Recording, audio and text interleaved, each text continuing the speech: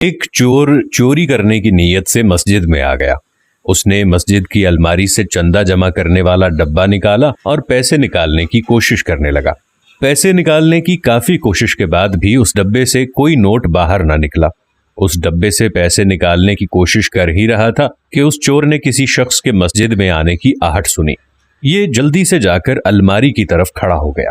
جب وہ بندہ سامنے سے گزرا تو یہ چور جلدی سے مسجد سے باہر نکل آیا اور اس بندے سے سلام لیا اور جا کر وضو کرنے لگا۔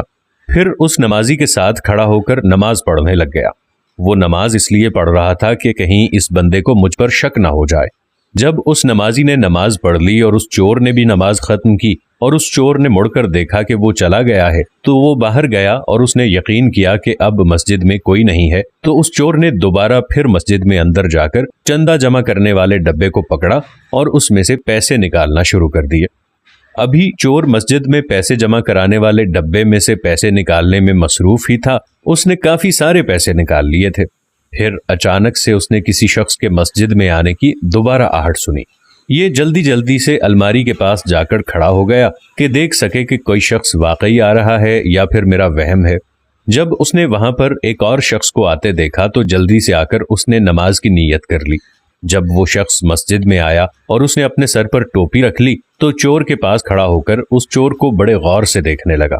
اب اس چور کو یقین ہو گیا کہ شاید اس نے مجھے پیسے نکالتے ہوئے دیکھ لیا ہے، اسی لیے یہ مجھے اس طرح دیکھ رہا ہے اور یہاں سے جا بھی نہیں رہا۔ اب جو آنے والا شخص تھا اس نے چور کے ارد گرد چکر لگانا شروع کر دیا، اس لیے کہ وہ نماز ختم کرے اور میں اس سے بات کروں۔ اب جب چور نے یہ دیکھا کہ وہ شخص میرے آس پاس موجود ہے تو اگلی نماز کی پھر نیت کر لیتا۔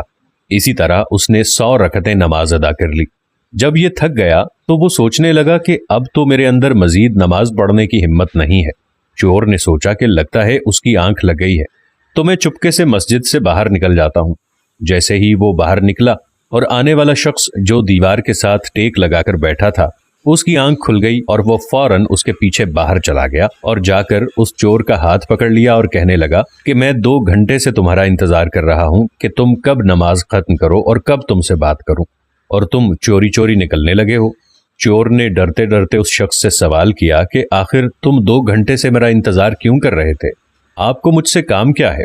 تو وہ شخص کہنے لگا کہ بات یہ ہے، میں گاڑی چلا رہا تھا اور میری گاڑی کے بریک فیل ہو گئے اور میں نے منت مانگی کہ میں مسجد میں جاؤں گا اور جو بھی مجھے اللہ کا نیک بندہ ملے گا جو سب سے زیادہ نمازی ہوگا میں اسے تحفے کے طور پر 50,000 روپے دے دوں گا۔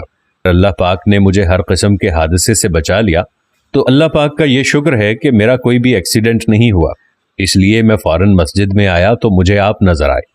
میں آپ کا 2 گھنٹے سے انتظار کر رہا تھا کہ کب آپ نماز مکمل کریں اور میں آپ کو یہ پیسے دے دوں۔ پکڑیے پیسے، آپ ہی سب سے زیادہ اس کے حقدار ہیں۔ اس شخص نے اس چور کے ہاتھ میں 50,000 روپے پکڑا دیے تو وہ چور اسی وقت مسجد میں اپنا سر پکڑ کر بیٹھ گیا اور کہنے لگا کہ اللہ پاک، میں نے تو صرف دکھاوے کے لیے نماز پڑھی تھی تاکہ کسی کو مجھ پر شک نہ ہو کہ میں چور ہوں۔ یا اللہ، میں نے صرف دکھاوے کے لیے نماز پڑھی تو تو نے مجھے اتنا کچھ عطا کر دیا۔ اگر میں سچ میں تیری رضا کے لیے نماز پڑھوں تو مجھے کتنا عطا فرمائے گا۔ چور نے اسی وقت توبہ کی اور جو پیسے ڈبے سے نکالے تھے اور جو پیسے اس شخص نے دیے تھے وہ سارے کے سارے پیسے اس نے مسجد کے چندے والے ڈبے میں ڈال دیے۔ تو دوستو، حقیقت میں جو اللہ پاک کی رضا کے لیے کام کرتا ہے تو اللہ تعالیٰ اس شخص کو بہت زیادہ نوازتا ہے۔ دعا ہے کہ اللہ تعالیٰ ہمیں بھی اپنی طرف رجوع کرنے کی توفیق عطا فرمائے اور اپنی عبادت صدق دل کے ساتھ کرنے کی توفیق عطا